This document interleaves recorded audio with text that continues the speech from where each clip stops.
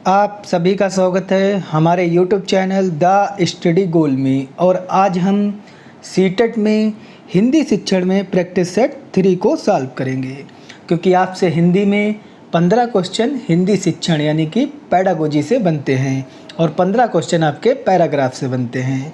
तो इस वीडियो को ध्यान से आप देखेंगे। आपको वीडियो अच्छा लगे वीडियो को लाइक करें, हमारे चैनल को सब्सक्राइब करें और हमसे जुड़ें।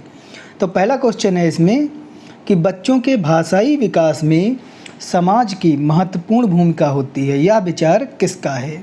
तो आपको बताना है कि ये जो कथन है कि बच्चों के भाषाई विकास में समाज की महत्वपूर्ण भूमिका होती है, किसने कहा है। तो पहला ऑप्शन है आपका पियाजे।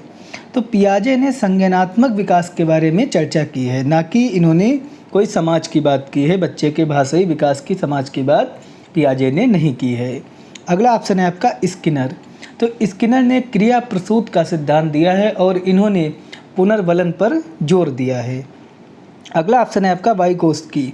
वाइगोत्स्की ही आपका राइट आंसर है, क्योंकि वाइगोत्स्की ने समाज और संस्कृत को महत्व दिया है कि बच्चे भाषाई विकास में समाज की महत्वपूर्ण भूमिका होती है, उनकी संस्कृत यानी कि कल्चर की महत्वपूर्ण भूमिका होती है। तो इसलिए जहाँ पर भी आपको समाज मिल जाए और संस्कृत मिल जाए, ये दो वर्ड आपको जहाँ पर भी मिल जाए आप वहाँ पर वाइगोत्स्की को टिक कर देंगे। तो राइट ऑप्शन इसका सी हो गया, क्योंकि आप कोई भी सब्जेक्ट की पेडागोजी देखेंगे लगभग सभी की सिमिलर होती है। और आपसे सभी सब्जेक्ट में पांचों सब्जेक्ट जो पूछे जाते हैं सीटेट में, सभी में 15-15 नंबर की पेडागोजी आती है और लगभग सभी की पेडागोजी सिमिलर भी होती है। इसलिए आप पेडागोजी को ध्यान से देखेंगे, क्योंकि आपका 50% से ज़्यादा पार्ट पेडागोजी से कवर होता है। अगला क्वेश्चन है आपका लिखित भाषा का प्रयोग। तो इसमें पूछा गया है कि लिखित भाषा का प्रयोग किस प्रकार के लिए किया जाता है। तो पहला ऑप्शन है आपका केवल प्रतिवेदन लेखन के लिए किया जाता है। जैसे ही आपको केवल मिल जाए, केवल एक निगेटिव वर्ड है और कभी ये आंसर नहीं हो सकता। आपको केवल मिल जाए, ही मिल जाए, सिर्फ मिल जाए, या कहीं पर नहीं मिल जाए, या हमेशा मिल जाए, या आपको कहीं बच्चों के प्रति कोई नकारात्मक बात मिल जाए, कहीं दंड देने की बात मिल जाए, तो ऐसे ऑप्शनों को आप नहीं टिक करेंगे। तो इसलिए आपका पहला ऑप्शन ये गलत हो गया। अगला ऑप्शन है आपका कार्यालयी कार्यों के लिए ही किया जाता है। जैसे आपको ही मिल गया आप इस ऑप्शन को नहीं चुनेंगे। आप ऐसे ही छोटे छोटे शब्दों को याद रखेंगे कि जिससे आप विकल्प देख के ही आंसर को निगलेक्ट कर दें, यानी कि कैंसिल कर दें, पूरा आंसर ही आपको ना पढ़ना पड़े। अगला ऑप्शन है आपका केवल साहित्य सृजन के लिए किया जाता है। आपको जैसे ही केवल मिला, अभी हमने आपको बताया केवल मिल जाए, ही मिल जाए, सिर्फ मिल जाए, हमेशा मिल जाए, तो ऐसे विकल्प को आप कभी भी टिक नहीं करेंगे। अगला ऑप्शन है आपका अपनी अभिव्यक्ति के लिए किया जाता है। अभिव्यक्ति का मतलब होता है अपने विचारों का प्रस्तुतिकरण। तो बिल्कुल सही बात है कि लिखित भाषा का प्रयोग अपने विचारों का प्रस्तुतिकरण यानी कि अभिव्यक्ति के लिए किया जाता है। तो राइट ऑप्शन इसका डी हो गया। अगला क्वेश्चन देखेंगे, विद्यार्थियों का भाषाई विकास समग्रता से हो सके इसके लिए सबसे उपयुक्त अनुशंसा होगी। यानी कि बताना है कि बच्चों का जो भाषाई विकास समग्रता का मतलब होता है पूरी तरीके से, पूर्ण तरीके से हो सके, तो इसके लिए सबसे उपयुक्त अनुशंसा क्या होगी। यानी कि सबसे आपको एसेंशियल विकल्प चुनना है जो सबसे ज़्यादा क्षेत्र कवर कर रहा हो, क्योंकि सीटेट में आपको वो विकल्प चुनना होता है जो सबसे ज़्यादा पार्ट को कवर कर रहा हो। यानी कि चारों में से जो सबसे सुटेबल हो, सबसे एसेंशियल हो, उस विकल्प को आपको चुनना है। तो पहला ऑप्शन है आपका शब्दकोश एवं विश्वकोश के प्रयोग की। तो ये आपका ऑप्शन नहीं होगा, क्योंकि इसमें शब्दकोश और विश्वकोश के बात कही गई है और इसमें भाषाई विकास का समग्रता से नहीं हो सकता। अगला ऑप्शन है आपका भाषा प्रयोग के विविध अवसरों की। तो इसको हम रोक के रखेंगे कि शायद ये हमारा ऑप्शन हो जाए। अगला ऑप्शन है आपका सतत एवं व्यापक आकलन की। तो इसको भी रोक के रखेंगे। सर्वोत्कृष्ट पाठ्य पुस्तकों की। तो पाठ्य पुस्तक आपको जैसे ही मिल जाए, आपको सीटेट में पढ़ने लिखने वाला कोई भी ऑप्शन नहीं चुनना है, इसलिए ये भी आपका विकल्प गलत हो गया। अब आपके पास दो विकल्प बचे हैं, बी और सी, और इन दो विकल्पों में जो सबसे ज़्यादा सेटेबल विकल्प है वो आपका सी विकल्प है कि जब आपका सतत माने कंटिन्यू और व्यापक का मतलब होता है जब पूरी तरीके से आपका आकलन होगा। सतत और व्यापक आकलन से आपके भाषाई विकास का पूर्ण रूप से विकास हो सकेगा। तो राइट ऑप्शन इसका सी हो जाएगा, क्योंकि जब आपका कंटिन्यू टेस्ट होगा, कंटिन्यू आप रीडिंग की ओर लगे रहेंगे और व्यापक रूप से जब आकलन होगा तो राइट ऑप्शन इसका सी हो जाएगा। अगला क्वेश्चन देखेंगे, भाषा सीखने का उद्देश्य है। तो आपको बताना है कि भाषा सीखने का उद्देश्य क्या होता है। तो पहला ऑप्शन है आपका प्रत्येक स्थिति में भाषा का प्रयोग कर पाना, तो इसको अभी हम रोके रखेंगे। अगला ऑप्शन है आदेश निर्देश दे पाना और सुन पाना, तो ये आपका ऑप्शन नहीं होगा। भाषा सीखने का उद्देश्य केवल इतना होता है कि हम किसी को आदेश दे सकें और निर्देश दे सकें, दूसरों की बातों को समझ पाना, इसको भी अभी रोक लेंगे। अपने मन की बात कह पाना, ये भी लगभग सही है, लेकिन इसमें जो सबसे ज़्यादा सूटेबल विकल्प है वो पहला विकल्प है कि भाषा सीखने का हमारा मुख्य उद्देश्य यही होता है कि हम कोई भी स्थिति हो, हर कंडीशन में भाषा का प्रयोग कर सकें, अपना अभिव्यक्तिकरण कर सकें और बातचीत कर सकें। तो राइट ऑप्शन इसका ए हो जाएगा। अगला क्वेश्चन देखेंगे, भाषा की कक्षा में भाषाई खेलों का आयोजन मुख्यतः। तो आपको बताना है कि भाषा की कक्षा में जो भाषाई खेल का आयोजन होता है उनका मुख्यतः कारण क्या होता है। तो पहला ऑप्शन है आपका भाषा सीखने की प्रक्रिया में स्वाभाविकपन लाना, तो इसको हम रोके रखेंगे कि भाषा सीखने की प्रक्रिया में स्वाभाविकपन लाता है। अगला ऑप्शन है आपका आकलन का काम करता है, तो ये नहीं आपका ऑप्शन होगा, क्योंकि भाषाई खेलों से आपका आकलन नहीं होता है। अगला ऑप्शन है आपका रोचकता और जोश लाता है, इसको भी रोक के रखेंगे। अगला ऑप्शन है आपका अध्यापक के काम को सरल बनाना, ये तो बिल्कुल भी नहीं होगा, क्योंकि यहाँ पर विद्यार्थियों की बात कही गई है, ना कि अध्यापकों की। तो अब आपके पास पहला और तीसरा विकल्प बचा है, लेकिन आप एक चीज़ देख रहे होंगे, यहाँ पे कहा गया कि भाषाई खेलों का आयोजन मुख्यतः किस लिए किया जाता है। तो इसका राइट ऑप्शन सी हो जाएगा कि रोचकता और जोश लाता है, यानी कि भाषाई खेलों के द्वारा आपके अंदर इंटरेस्ट बढ़ता है, आपके अंदर रुचि बढ़ती है और जोश आता है। तो राइट ऑप्शन सी हो गया। अगला क्वेश्चन देखेंगे, कविता कहानियों पर चर्चा करने एवं प्रश्न पूछने का उद्देश्य। तो आपको बताना है कि कविता और कहानियों पर चर्चा करना और उन पर प्रश्न पूछने का मुख्य उद्देश्य क्या होता है। तो पहला ऑप्शन है आपका भाषा की विभिन्न छटाओं का अनुभव कराना है, तो इसको हम रोके रखेंगे अभी। अगला ऑप्शन है आपका कल्पनाशीलता का पोषण मात्र करना है, तो जैसे ही आपको मात्र मिल गया इस ऑप्शन को आप कैंसिल कर देंगे। अगला ऑप्शन है आपका भाषा सीखने का आकलन करना मात्र है, तो मात्र मिल गया, इसको भी कैंसिल कर देंगे। साहित्य के प्रति बच्चों की रुचि जागृत करना है, तो इसको अभी रोके रखेंगे, क्योंकि आपको सीटेट में इसी प्रकार से विकल्पों को हल करना है कि जो कैंसिल हो पाए उनको कैंसिल कर दें और जो लगे कि आंसर हो सकते हैं तो उन्हें रोक लें। तो आपके पास ए और डी दो विकल्प बचे हैं, लेकिन इसमें जो सबसे ज़्यादा सूटेबल विकल्प है, क्योंकि आप प्राइमरी लेवल में इसको सॉल्व करेंगे और प्राइमरी लेवल में बच्चों को इतना अधिक अभी ज्ञान नहीं होता है कि वे कविता और कहानियाँ इसलिए पढ़ते हैं या उन पर इसलिए चर्चा करते हैं कि उनका साहित्य के प्रति रुचि हो, वो इसलिए पढ़ते हैं कि भाषा की विभिन्न छटाओं का अनुभव कराना है।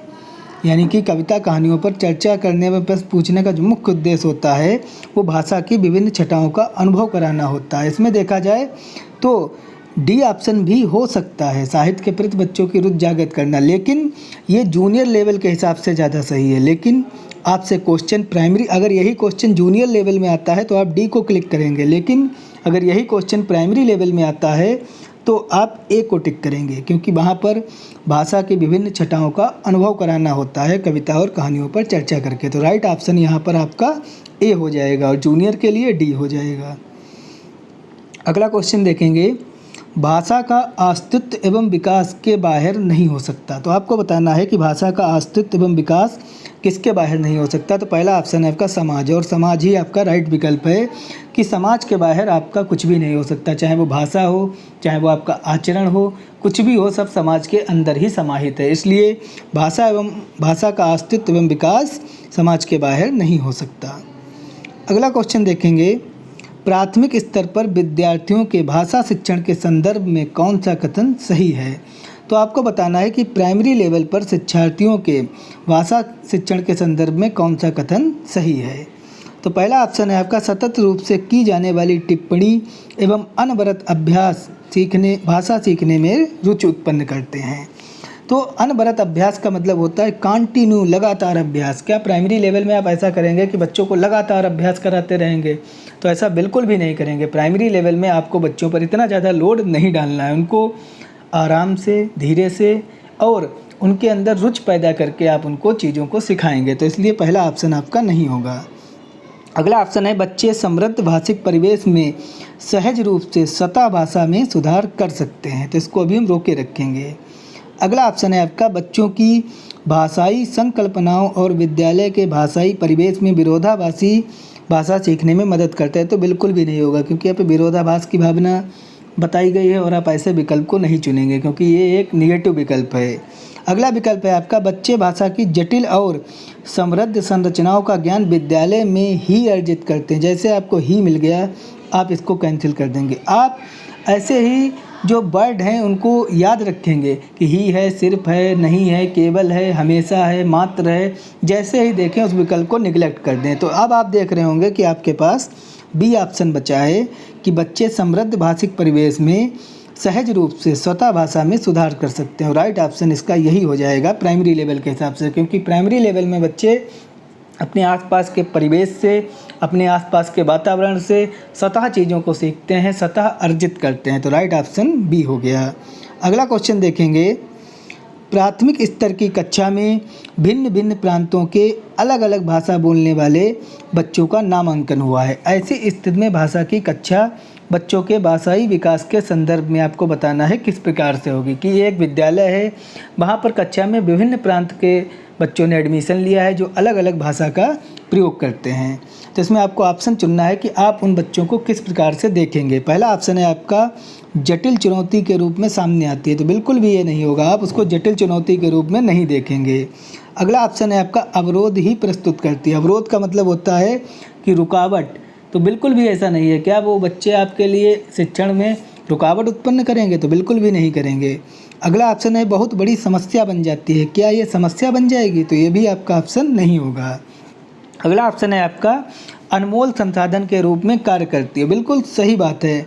जब अलग अलग प्रांत के बच्चे होंगे, अलग अलग भाषा का प्रयोग करेंगे, तो ये एक प्रकार से अनमोल संसाधन होगा जिसके द्वारा बच्चों को हम विभिन्न भाषाओं का प्रयोग और उनमें शिक्षण कार्य कराना सिखा पाएंगे। तो राइट ऑप्शन आपका डी हो गया।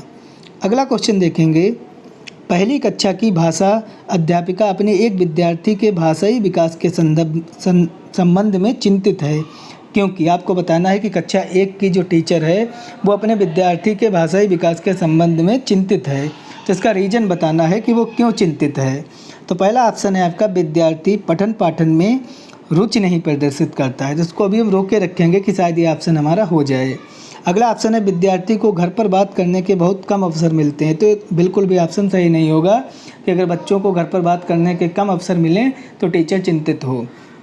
अगला ऑप्शन है आपका विद्यार्थी के माता और पिता की मातृभाषा अलग अलग है। ये भी आपका ऑप्शन नहीं होगा कि अगर उनके माता पिता की मातृभाषा अलग अलग होगी तो इसके टीचर को कोई भी चिंता लेने की ज़रूरत नहीं है। अगला ऑप्शन है आपका विद्यार्थी अपने साथियों से बहुत झगड़ता है। तो ये भी आपका ऑप्शन नहीं होगा। तो इसमें राइट ऑप्शन ए होगा कि विद्यार्थी पठन पाठन में रुचि नहीं प्रदर्शित करता, यानी कि जब से उसका एडमिशन हुआ है वो पढ़ने में बिल्कुल भी रुचि नहीं उत्पन्न कर रहा है, ना ही कोई इंटरेस्ट दिखा रहा है, इसलिए टीचर चिंतित है। तो राइट ऑप्शन इसका ए हो जाएगा।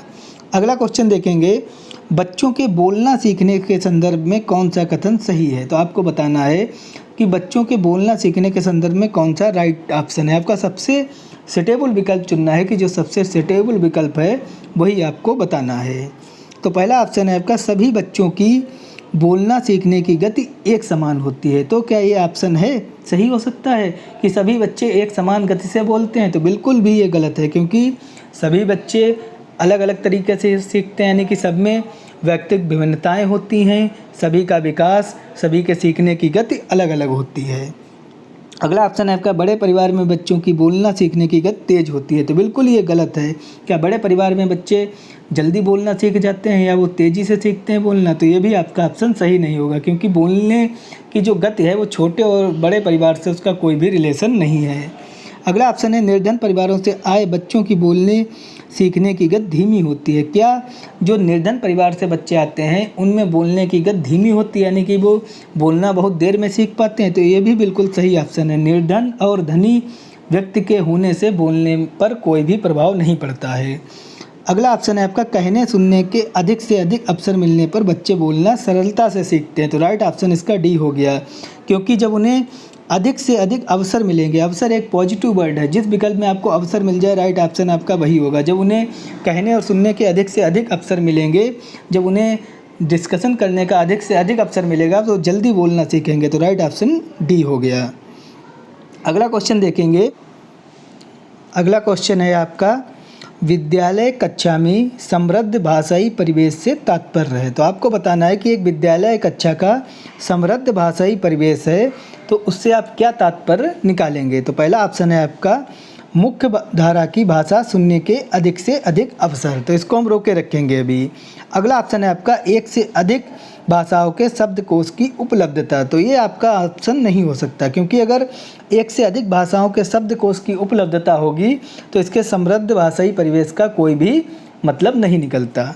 अगला ऑप्शन है आपका, अध्यापक को एक से अधिक भाषाओं की जानकारी। क्या अगर एक अध्यापक को एक से अधिक भाषाओं की जानकारी है तो क्या जो क्लास का परिवेश होगा वो समृद्ध भाषाई परिवेश होगा? तो बिल्कुल भी नहीं होगा।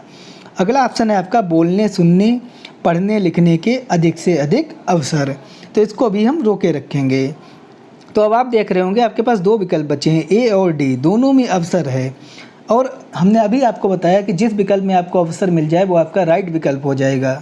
तो आप इन दो विकल्पों में से किसको चुनेंगे? तो इनमें से जो सबसे ज़्यादा एप्रोसिएंस विकल्प होगा, जो सबसे ज़्यादा एसेंशियल विकल्प होगा, आप उसको चुनेंगे। तो इसमें कहा गया है कि मुख्य धारा की भाषा सुनने के अधिक से अधिक अवसर मिलें। केवल मुख्य धारा की भाषा को सुनने के अगर अधिक से अधिक अवसर मिलेंगे तो क्या कक्षा का जो परिवेश होगा वो समृद्ध भाषाई परिवेश होगा? तो बिल्कुल भी नहीं होगा। और इसमें कहा गया है कि बोलने सुनने पढ़ने लिखने के अधिक से अधिक अवसर, यानी कि इसमें बोलने सुनने के भी अवसर आपको मिलेंगे, बोलने के भी मिलेंगे, सुनने के भी मिलेंगे, पढ़ने के भी मिलेंगे, लिखने के भी मिलेंगे। यानी कि जो सबसे ज़्यादा आपका पार्ट कवर कर रहा है वो डी विकल्प कवर कर रहा है कि इसमें आपको डिस्कशन का भी मौका मिलेगा, पढ़ने लिखने का भी मौका मिलेगा। तो राइट ऑप्शन आपका डी हो गया। तो इसलिए आप सीटेट में ऐसे विकल्प को चुनेंगे जो सबसे ज़्यादा पार्ट को कवर कर रहा है। तो इसलिए राइट ऑप्शन आपका डी हो गया। तो आपने देखा कि हिंदी शिक्षण में ये 12 क्वेश्चनों को हमने कवर किया जो इम्पोर्टेंट क्वेश्चन थे, और इसको आप ध्यान से देखेंगे। वीडियो आपको अच्छा लगे वीडियो को लाइक करें, हमारे चैनल को सब्सक्राइब करें और हमसे जुड़ें। धन्यवाद।